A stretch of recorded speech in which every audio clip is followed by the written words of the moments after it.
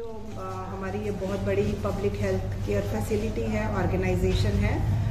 Covid में आप सब जानते हैं कि पूरे जम्मू रीजन की जितनी 10 डिस्ट्रिक्ट्स हैं, इन्होंने अपना रोल बखूबी निभाने की कोशिश की है। कोई भी काम करते करते गलतियों की गुंजाइश भी रहती है और कंटिन्यूस इम्प्रूवमेंट की भी, लेकिन हमारी ये जो ऑर्गेनाइजेशन है दिन प्रतिदिन प्रगति मोड पर है और स्वास्थ्य सेवाएं अपनी बिल्कुल उम्दा तरीके से देना चाहती है।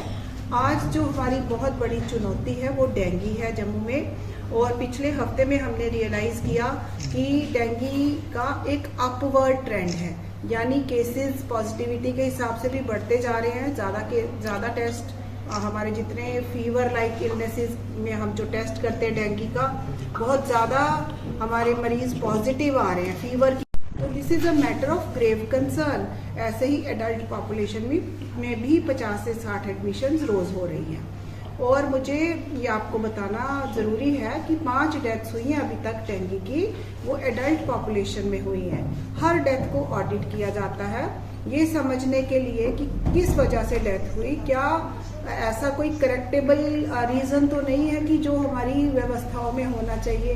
तो ये समझ में आया कि वो 5 के 5 मरीज पेरीफ्री से बिल्कुल टर्मिनल स्टेजेस में हमारे पास रेफर हुए। डेथ्स यहाँ हुई, लेकिन लकीली यहाँ दाखिल होने वाला कोई भी मरीज अच्छी तरह सबकी मैनेजमेंट हो सकी है और यहाँ पे कोई ऐसी डेथ नहीं हुई है।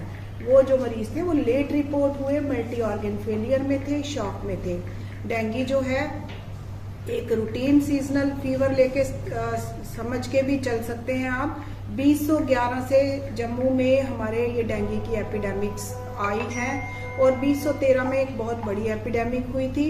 उसके बाद ये दूसरी बहुत बड़ी एपिडेमिक है जो काफ़ी ज़्यादा डायमेंशंस एक्वायर कर रही है। तो इसके लिए कल हमारे एडमिनिस्ट्रेटिव डिपार्टमेंट ने एक बहुत बड़ी मीटिंग में बिल्कुल ये फीडबैक्स भी लिए और टेक्निकल सजेशंस भी ली ताकि कहीं कोई कमी ना रह जाए। आज की डेंगू की ये जो प्रेस कॉन्फ्रेंस आप सारे मीडिया पर्सनल और डिफरेंट मीडिया हाउसेस ने अपना कीमती वक्त निकालकर कोविड की तरह जैसे आप अच्छा काम कर रहे थे, आपने फिर जिम्मेवारी समझकर हमारे इंस्टीट्यूशन के खुद से भी दरवाजे खटखटाए और जनता और हमारे बीच में जो एक लिंक है वो आपके थ्रू ही रहता है, एक बहुत इफेक्टिव लिंक रहता है। तो आज हमारी प्रेस कॉन्फ्रेंस में हम पब्लिक पार्टिसिपेशन, जब तक ना पब्लिक का हर सदस्य हमारे साथ जुड़ जाए डेंगू एपिडेमिक कंट्रोल नहीं हो सकती। तो जैसे prevention is better than cure, हम जानते हैं कि डेंगू हो ही क्यों, पहले प्रिवेंटिव मेजर्स क्या हैं और अवेयरनेस इज की टू ऑल प्रिवेंशंस। आपको पहले जागरूकता तो होनी चाहिए कि प्रिवेंशन करें तो करें क्या। तो ये अवेयरनेस के लिए आज हम ये एक प्रेस कॉन्फ्रेंस हमने बुलाई है। हर व्यक्ति हमारे साथ जुड़ जाए। अब जुड़ने में क्या करना है, वेक्टर बॉर्न डिजीज है, वेक्टर एडिस इजिप्शियाई मॉस्किटो है और ये मच्छर का व्यवहार जो मलेरिया करने वाले मच्छर से थोड़ा अलग है। जैसे मलेरिया का मच्छर नॉक्टर्नल बिहेवियर का था, रात भर काटता रहता था, ये मच्छर डॉन और डस्क, जब सुबह हो रही है उसके 2-3 घंटे बाद तक और जब शाम ढल रही है उस टाइम एक्टिव होता है एडिस इजिप्शियाई।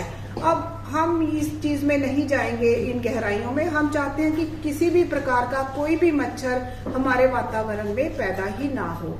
उसके लिए खासकर एडिस इजिप्शियाई के हिसाब से मैं आपको बताती हूँ कि म्युनिसिपल कॉरपोरेशन बेशक अपना दायित्व पूरी तरह निभा रही है, नालियाँ साफ सफाई सारी कवर हो रही है, हमारी फॉगिंग हो रही है, लेकिन वो हमारी बालकनीज में, हमारे घर के अंदर, हमारी छत पे जो कर्मचारी है वो नहीं पहुंच सकते। और हर व्यक्ति अगर अपने आज यहाँ से एक कैंपेन शुरू कर लेता है, एक हफ्ता जैसे दिवाली की साफ सफाइयाँ हो रही हैं, हर सदस्य घर का जिम्मेवारी से अपनी छत पर जाए, अपनी बालकनीज में जाए, वहाँ पे कोई भी छोटा मोटा वाटर कलेक्शन जिसमें कोई प्लांटर्स सजावट के लिए लगाए हैं, पक्षियों के पानी पीने के कोई बाउल्स हैं, कोई अबेंडेंड कोई खिलौने, कोई टायर, कोई टूटे फूटे डिब्बे पड़े हैं और हम भूल गए हैं, छोटा छोटा वाटर कलेक्शन जो उसमें है, उसमें ये मच्छर के लार्वे आपको नजर आएंगे। कहीं भी कोई कलेक्शन पानी की है, उसको डिब्बों को बिल्कुल खाली कर देना चाहिए। और वैसे भी जैसे पक्षियों के पानी पीने के कटोरे हैं, तो हफ्ते में एक बार स्क्रब करके उनका अच्छे से तला साफ करके उल्टा मार के फिर से भरना चाहिए, क्योंकि मच्छर के जो अंडे हैं उनमें वायरस रहता है और वो नीचे पड़े रहते हैं, और जैसे ही पानी फिर से डालो फिर से एक्टिवेट हो जाते हैं। तो एक तो है कि मच्छर को पैदा होने ही मत दें। जैसे आपने देखा इस बार सरवाल में, रिहाड़ी में, जानीपुर में, पलोड़ा में हम देख रहे हैं ज्यादा क्लस्टरिंग है। पिछली जो बड़ी एपिडेमिक थी उसमें क्लस्टरिंग मैनिफेस्ट ही ना करें सिम्टम, लेकिन कुछ परसेंट जो है जिनमें कोमॉर्बिडिटी प्रेजेंट हो या इम्यून स्टेटस कम हो, तो वो पेशेंट जो है उनको हॉस्पिटलाइजेशन की जरूरत है, जैसा कि हम देख रहे हैं। तो उनके लिए यही संदेश है कि अगर कोई भी डेंगू के साइन एंड सिम्टम है, जैसे बुखार है, लिथार्जी है, या आंख के पीछे पेन जिसको रेट्रो ऑर्बिटल पेन कहते हैं, ऐसे सिम्टम्स हैं, तो अपने निकटतम स्वास्थ्य केंद्र पे वो अपना राब्ता कायम करें और डॉक्टर साहब से सलाह लें, और अगर जरूरत हो तो रेफरल की जरूरत भी हो। कुछ जानकारी मैं देना चाहूंगी। अगर किसी को डेंगू हो जाता है, बुखार है और टेस्ट में है कि वो उसकी वजह डेंगू है, तो कोई पैनिक करने की ज़रूरत नहीं है, परेशान होने की ज़रूरत नहीं है। हमारी व्यवस्थाएं पूरी हैं। हमारे बहुत कम लोगों को कई बार प्लेटलेट्स फॉल करते हैं, तो हमारे यहाँ प्लेटलेट्स की कोई कमी नहीं है। हमारी ब्लड सेंटर सर्विसेज बिल्कुल फुली एक्टिवेटेड है। लेकिन हर वायरल इन्फेक्शन में जो एक जनरल जानकारी जो हम कोविड के वक्त भी देते थे कि एंग्जाइटी या का बहुत नेगेटिव इम्पैक्ट रहता है। आपने बिल्कुल परेशान नहीं होना। अपनी हेल्थ केयर ऑर्गेनाइजेशन पे, अपने सिस्टम पे भरोसा रखिए। हर बुखार में आपको आराम की ज़रूरत होती है। आराम से मैं हमेशा कहती हूँ कि फिजिकल तो आप रेस्ट करते हैं कि आप सो रहे हैं, काम नहीं कर रहे, मेंटली भी रिलैक्स रहिए, बिल्कुल भरोसा रखिए सिस्टम पे। और रेस्ट एंड हाइड्रेशन, खूब पानी, तरल पदार्थ, शिकंजवी, नारियल पानी, सूप्स पीते रहिए, फल खाइए। और कोई डेंगू अगर हो भी जाता है तो रिकवरी बिल्कुल निश्चित ही होती है। कोई ये जो अभी हमने देखा जो डेथ्स हुई भी हैं, वो पेशेंट की अपनी या उसके अटेंडेंट्स की या वो कहीं दूर दराज लेट रिपोर्टिंग की वजह से हुई है, जब उन्होंने डिजीज को काफ़ी बढ़ावा हो चुका था किन्हीं वजहों से।